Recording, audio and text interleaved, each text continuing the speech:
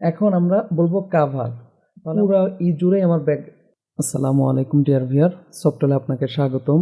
এই ভিডিওতে আমরা ব্যাকগ্রাউন্ড প্রপার্টির সম্ভাব্য সব ধরনের ইউজগুলোই দেখার চেষ্টা করব।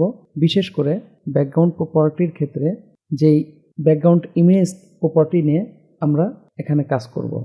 আগের ভিডিওগুলোতে আমরা টেক্সট প্রপার্টি এবং ফন্ট প্রপার্টি দেখিয়েছি। তো ভিডিওটি যদি চেক না করে থাকেন প্লিজ সিএসএস প্লেলিস্টে ভিডিওটি পেয়ে যাবেন। তো চলুন শুরু করা যাক। শুরুতেই আমরা কি করলাম, এই যে আমার প্রজেক্ট ফোল্ডারে index.html নামক একটি ফাইল তৈরি করে রাখছি এবং তাতে কিছু বেসিক কোড আমরা করে রাখলাম। জাস্ট এখানে আমি একটু চেঞ্জ করে দিই, বললাম ব্যাকগ্রাউন্ড প্রপার্টি। ওকে, আচ্ছা, এখানে একটা বিষয় লক্ষণীয়, খেয়াল করুন। আমার এই যে ফোল্ডারের নাম হচ্ছে প্রজেক্ট। তো প্রজেক্টের মধ্যে আমি অলরেডি 3টা পিকচার এখানে নিয়ে এসে রাখছি। পিকচারগুলো একটু ছোট মূলত, এই যে খেয়াল করুন, এই একটা, এই যে আরেকটা, এই যে আরেকটা। তো আপনিও শুরুতে কি করবেন, আপনার প্রজেক্ট ফোল্ডারে যে কোনো নামের হতে পারে .jpg .png, এই পিকচারগুলো এখানে নিয়ে এসে রাখবেন। তো আমি রেখে দিচ্ছি, খেয়াল করুন, এই যে 2 3 4 এখানে ক্লিক করলেও দেখতে পাচ্ছি। এখন আমরা এখানে শুরুতেই যে কাজটা করি, কিছু টেক্সট আমরা নিয়ে নেই। যেমন আমি বললাম পি, এখানে এসে লরেম, সাপোজ আমি নিলাম 200। ওকে, এখানে ক্লাস হিসাবে যে কোনো নাম দেওয়া যায়, আমি জাস্ট এবিসি নিলাম। তো আমরা মূলত ইন্টারনাল স্টাইল অ্যাপ্লাই করছি। আপনি চাইলে এক্সটার্নাল স্টাইল অ্যাপ্লাই করতে পারেন, কারণ এক্সটার্নাল স্টাইলই প্রফেশনাল ইউজ হয়ে থাকে। তো আমরা যেহেতু এখানে জাস্ট প্রপার্টি বোঝাটা উদ্দেশ্য, তাই আমরা ইন্টারনাল ইউজে রেখে দিছি। খেয়াল করুন, এখানে আমি ক্লাসটি নিয়ে নিলাম, এই যে .abc সেকেন্ড ব্র্যাকেট।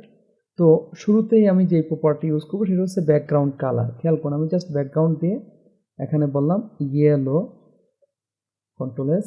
এখন যদি রিলোড দেই, খেয়াল করবেন আমার ব্যাকগ্রাউন্ডটি ইয়েলো কালারের হবে। খেয়াল করছেন?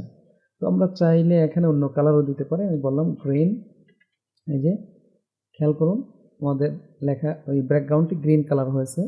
আচ্ছা, এক্ষেত্রে ব্যাকগ্রাউন্ড কালারের ক্ষেত্রে 2টা প্রপার্টি ইউজ হয়ে থাকে। একটা হলো ব্যাকগ্রাউন্ড, আর আরেকটি হলো, খেয়াল করুন আমি কন্ট্রোল এস দিলাম, এখন কিন্তু আমার কালারটা থাকবে না। আরেকটি হলো ব্যাকগ্রাউন্ড কালার, সরাসরি ব্যাকগ্রাউন্ড কালার বলে দেওয়া যায়। তো আমি এখানে লিখলাম ব্যাকগ্রাউন্ড কালার। ব্যাকগ্রাউন্ড এবং ব্যাকগ্রাউন্ড কালার দিয়ে আমরা কালার করতে পারি।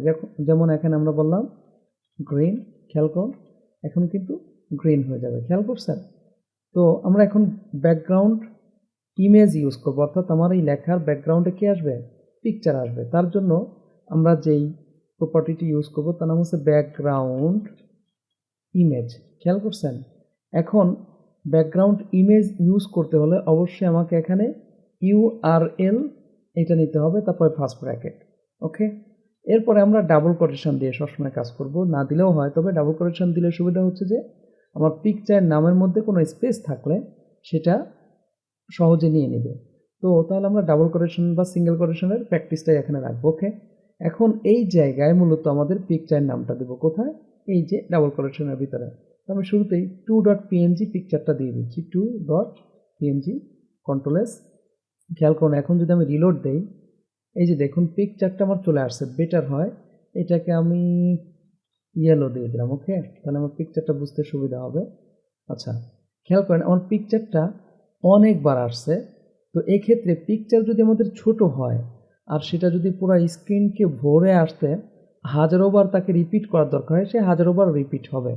আবার পিকচারটা যদি অনেক বড় হয় তাহলে দেখা যাবে যে আমার এক পিকচারই পুরো স্ক্রিন জুড়ে আসছে, অথবা পিকচার স্ক্রিন পিকচারের কিছু অংশ কেটে গেছে। কারণ পিকচার বড় হলে, অর্থাৎ পুরো স্ক্রিনটাকে কাভার আপ করতে পিকচারকে যদি কোনো কারণে রিপিট হওয়ার প্রয়োজন হয় তাহলে সে রিপিট হবে, আর রিপিট না হওয়ার প্রয়োজন হলে তার যতটুকু দরকার সে ততটুকু রেখে দেবে। এখন আমরা চাচ্ছি যে না, আমাদের যে পিকচারটা আসছে সেটার জন্য রিপিট না হয়, তাহলে আমরা এখানে বলতে পারি ব্যাকগ্রাউন্ড রিপিট। এখানে আমরা বললাম নো রিপিট। খেয়াল করছেন? এক্ষেত্রে দেখবেন যে আমার এই জায়গা পিকচারটা থাকবে। খেয়াল করছেন রিপিট হয়েছে না? তো আপনি যদি চান যে না আমার এইটা রিপিট হোক এক্স অক্ষ বরাবর, তাহলে আমরা এখানে বলে দিতে পারি রিপিট এক্স। এক্ষেত্রে দেখবেন এই অক্ষ বরাবর যতবার রিপিট হওয়ার দরকার ততবার সে রিপিট হবে। খেয়াল করছেন? একইভাবে আমরা এখানে বলে দিতে পারি রিপিট ওয়াই, তাহলে কি হবে? ওয়াই অক্ষ বরাবর তার যতবার দরকার ততবার সে রিপিট হবে। তো আমি আপাতত এখানে নো রিপিটটা রাখতে চাচ্ছি, কারণ নো রিপিটের মাধ্যমে আরও অনেকগুলো কাজ আমি দেখাতে পারবো। খেয়াল করছেন? No repeat. এখন আমরা চাচ্ছি যে এর পজিশনটা চেঞ্জ করতে, তাহলে আমরা এখানে বলতে পারি, খেয়াল করুন, ব্যাকগ্রাউন্ড পজিশন। কি লিখব? Background position. জাস্ট আমরা বললাম লেফট। খেয়াল করুন, এক্ষেত্রে লেফট হবে কিন্তু মাঝখানে চলে আসবে। খেয়াল করছেন? একইভাবে আমরা কি বলতে পারি বুঝতেই পারতেছেন, রাইট হয়ে যাবে। এই যে এখন যদি সেন্টার বলি কোথায় আসবে? একদম মাঝখানে। খেয়াল করো, সেন্টার। এখন আমরা আরও অনেকগুলো বিষয় এখানে ইউজ করতে পারি।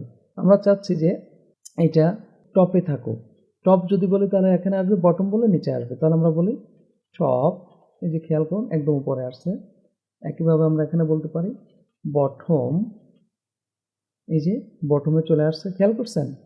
তো আমরা যদি এখন চাই যে না লেফটে থাকুক কিন্তু টপে থাকুক, তাহলে আমরা কি বলবো? Left top. খেয়াল করেন, এই যে লেফটে টপে আসছে। তো একইভাবে আমরা যদি চাই যে লেফটে থাকুক কিন্তু সেন্টারে থাকুক, যেটা লেফট বললেই হতো, তারপর আমরা এখানে বলে দিতে চাই লেফট সেন্টার। কোথায় আসবে? এই যে লেফট সেন্টারে। যদি নিচে চাইতাম কি বলতাম? Left bottom. এই যে নিচে আসবে। খেয়াল করছেন? তো একইভাবে আমরা কি বলতে পারি? রাইট বটম কোথায় আসবে বলুন তো? এই যে এইদিকে আসবে। আসছে? তাহলে রাইট সেন্টার বলে কোথায় আসবে? এখানে রাইট সেন্টার, কন্ট্রোল এস। আসছে? একইভাবে রাইট টপ বললে ডেফিনেটলি উপরে আসবে, রাইট টপ। তার মানে যে কোনো জায়গায় ইচ্ছা মতো আমাদের কন্ট্রোলিংটা নিতে পারি। এখন আমরা চাচ্ছি যে সেন্টারে, একদম সেন্টারে আসুক, যেটা সেন্টার বললেই হতো, তারপরও ধরে নিন যে আমি চাচ্ছি সেন্টারে, কিন্তু খেয়াল করেন সেন্টারে টপে থাকবে, তাহলে আমরা কি বলবো? Centre top. এই যে খেয়াল করুন টপে আছে সেন্টারে। একইভাবে সেন্টার সেন্টার মাঝখানে আসবে।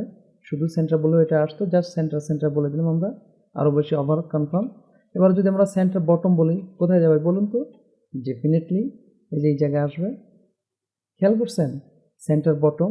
আচ্ছা, এই তো গেল আমরা বিভিন্ন কম্বিনেশন বা কম্বিনেশন ইউজ করে এদিক ওদিক নিয়ে যাওয়া। এখন যদি আপনি চান যে কাস্টমলি ইউজ করতে, হ্যাঁ, সেক্ষেত্রে আমরা যেই বিষয়টা ইউজ করবো সেটা হচ্ছে যে পিকজেল ইউজ করে দেবো। যেমন আমি বললাম 200 পিকজেল, বাম থেকে 200 পিকজেল যাক, আর উপর থেকে 100 পিকজেল নিচে যাক। তার মানে কি? এদিক থেকে 200 পিক্সেল এইদিকে আসবে আর উপর থেকে 100 পিক্সেল নিচে আসবে। খেয়াল করছেন? আমি যদি বাড়িয়ে দিই আরও বেশি বুঝতে পারবো। খেয়াল করুন, আমি এখানে বললাম 400 পিক্সেল, তাহলে কই যাবে? এই যে এই জায়গায় চলে আসছে। তার মানে আমরা ইচ্ছা মতো নিজেদের মতো করে ওটা চেঞ্জ করতে পারি। আবার 100 পিক্সেল না বলে আমি এখানে বললাম 10 পিক্সেল, তাহলে কি হবে? উপর থেকে একটু নিচে নামে। খেয়াল করছেন? আমি 50 পিক্সেল বললাম। ওকে, আবার এই বিষয়টাই আমরা চাইলে পার্সেন্টেজেও বলে দিতে পারি। হ্যাঁ, পার্সেন্টেজ যেমন আমি বললাম 20%, এটা কী হবে বলুন তো? বাম থেকে 20% বামে থাকবে। এরপরে আমরা বললাম উপর থেকে কত, ধরে নিন যে 10% নিচে নামুক। এই যে দেখুন উপর থেকে 10% নিচে আসছে। তো মোটামুটি বুঝতে পারছেন যে কীভাবে এটাকে আমরা ইচ্ছা মতো এদিক ওদিক নিতে পারবো বা পজিশন করতে পারবো। এখন এই যে 3টা লাইন আছে, এই 3টা লাইনকে আমরা চাইলে এক লাইনে করতে পারি। 3টা লাইনে করার কারণে কি হলো? আমরা বুঝতে পারলাম কোনটার কী কাজ। এখন এই 3 লাইনকে আমরা কি করতে পারি? এক লাইনে করতে পারি। তার জন্য আমি এখানে কি করলাম, আপাতত এটাকে কমেন্ট করে রাখি। খেয়াল করুন, তো আমরা একটি প্রপার্টি দিয়ে এই কাজটা করতে পারি, সেটা হচ্ছে ব্যাকগ্রাউন্ড। জাস্ট আমরা বলবো ব্যাকগ্রাউন্ড। খেয়াল করছেন? এই যে ব্যাকগ্রাউন্ড, এখানে কিন্তু কালার ইউজ করছিলাম, মনে আছে শুরুতেই। এখন এখানে এসে আমরা বললাম ইউআরএল, এরপর আমরা পিকচার নাম 2.png। আচ্ছা, কি হইলো সেটা আমরা একটু দেখে আসি। Control S. এখন কিন্তু শুধু ইয়েলো থাকবে আর কিছুই নাই।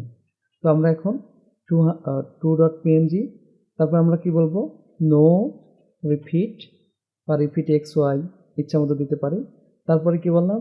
সেন্টার এবং টপে থাকুক। তো এইভাবে আমরা একটা প্রপার্টি ইউজ করে ওই কাজটি করতে পারি। খেয়াল করছেন? এক্ষেত্রে কিন্তু আমাদের ইয়েলো আসেনি। যাই হোক, তো নো রিপিট সেন্টার টপ আমরা দিয়ে দিছি, এই যে দেখুন চলে আসছে। এখন আমরা এই যে কালারটা আছে না, এখন চাইলে এই 4টা লাইনকে আমরা এক লাইনে করতে পারি। সেটা কীরকম? ধরে নিন আমি এটাকেও কমেন্ট করে রাখি, কন্ট্রোল-এস। জাস্ট এইটাই আমরা সামনে বসিয়ে দিব হচ্ছে গ্রিন বা ইয়েলো। আমি ইয়েলোই বসিয়ে দিই। খেয়াল করুন, এখানে সেমিকোলন হবে না। কন্ট্রোল-এস, রিলোড, হয়েছে ইয়েলো।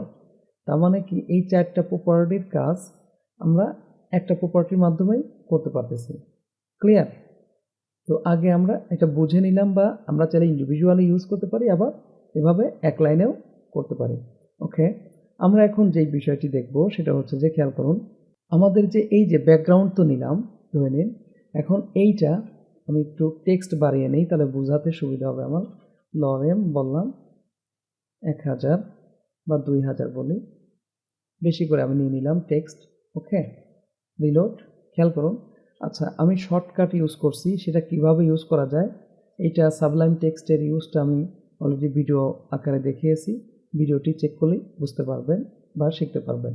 এখানে আরও অনেক কিছু শর্টকাট আমরা শিখিয়েছিলাম, যেমন মনে করুন .abc, h2, তারপরে h2-র ভিতরে আমরা চাচ্ছি বি ট্যাগ, বোল্ড ট্যাগ, এভাবে যদি ট্যাব দেয়, যে দেখুন কুইক চলে আসবে।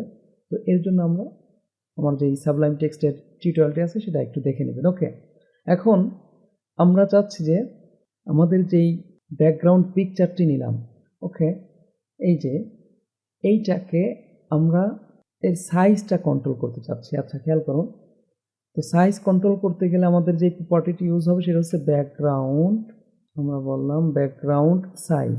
ওকে, এখন আমরা বলবো কাভার। তাহলে আমার পিকচার যত ছোটই হোক, খেয়াল করুন আমি কাভার বলাতে আমার এই পুরো জুড়েই আমার ব্যাকগ্রাউন্ড পিকচারটা চলে আসবে। খেয়াল করছেন যে আমার যত টেক্সট আছে পুরোটা জুড়েই পিকচারটি চলে আসছে। তাহলে ছোট হলেও সেটা, যেহেতু এখানে নো রিপিট বলা আছে, ছোট হওয়ার কারণে সে কী হয়েছে, পুরো ব্যাকগ্রাউন্ড জুড়ে চলে আসছে, কারণ আমরা এখানে কাভার বলছি। আমরা যদি কন্টেইন বলি, কন্টেইন হলে কি হয় খেয়াল করুন, এই যে কন্টেইন হওয়াতে, আচ্ছা এই জায়গায় আমি আরও একটু বোঝার স্বার্থে প্রয়োজন আমি টেক্সট ছোট করি, আবার আমরা নিব, এখানে সমস্যা নেই। অনেক বেশি টেক্সট আমাদের এখানে নেওয়া হয়ে গেছে, ওটা মূলত অন্য কারণে নিয়েছিলাম। খেয়াল করুন, এই যে কন্টেইন বললে পুরো স্ক্রিন জুড়ে আসবে, সেটাও আমরা দেখলাম যদি আমার টেক্সট অনেক বেশি থাকে।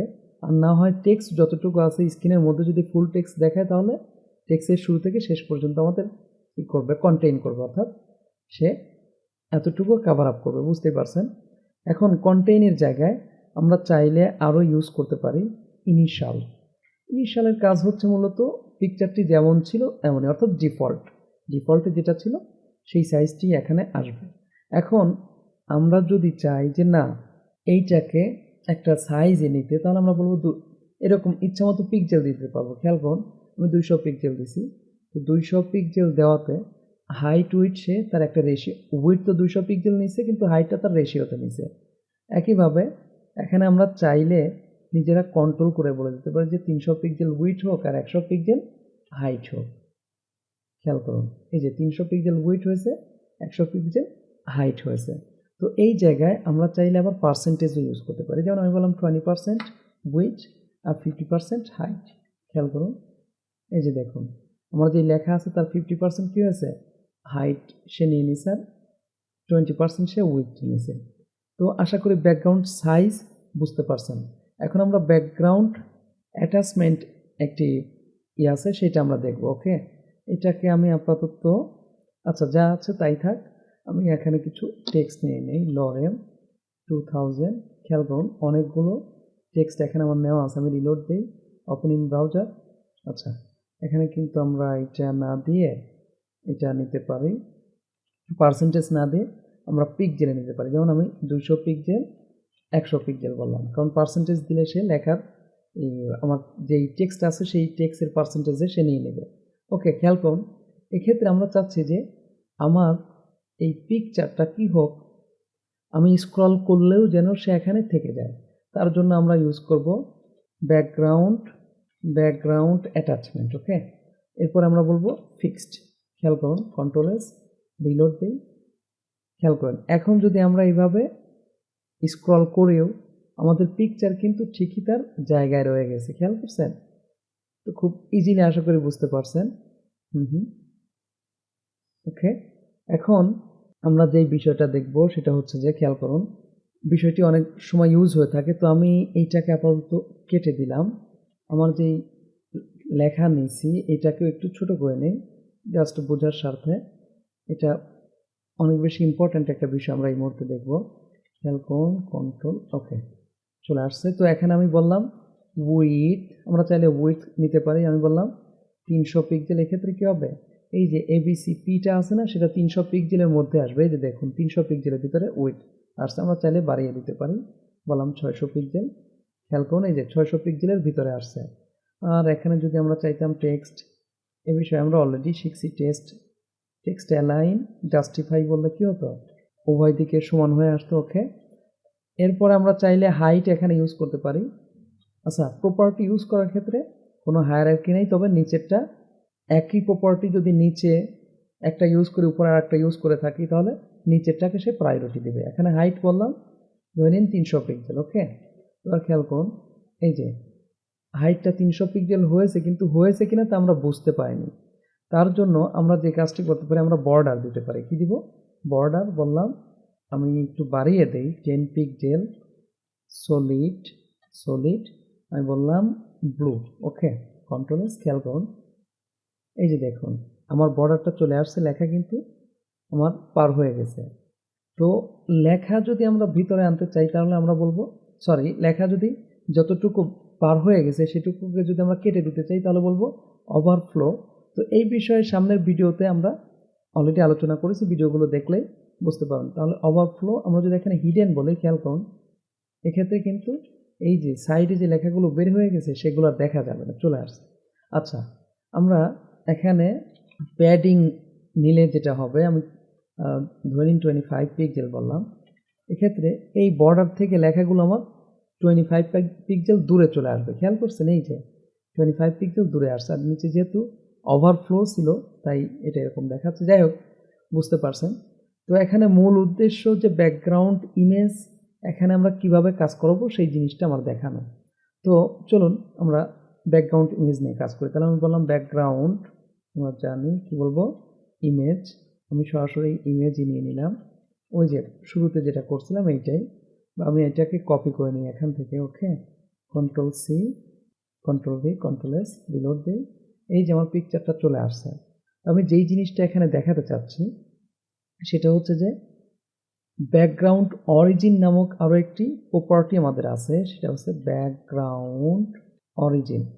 এই প্রপার্টির মাধ্যমে খেয়াল করুন, আমি যদি বলি যে প্যাডিং বক্স, খেয়াল করুন কিছুই আমরা বুঝতে পারি নাই, আমরা আরও একটি প্রপার্টি ইউজ করলেই বুঝতে পারবেন।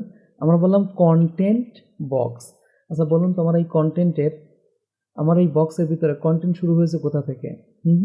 এই যে বর্ডার থেকে 25 পিক্সেল দূর থেকে আমার কন্টেন্ট শুরু হয়েছে। তো কন্টেন্ট বক্স বললে কি হবে, পিকচারটা তখন এই যে কন্টেন্ট থেকে শুরু হবে। এই যে দেখুন আমি রিলোড দিচ্ছি, বুঝতে পারছেন?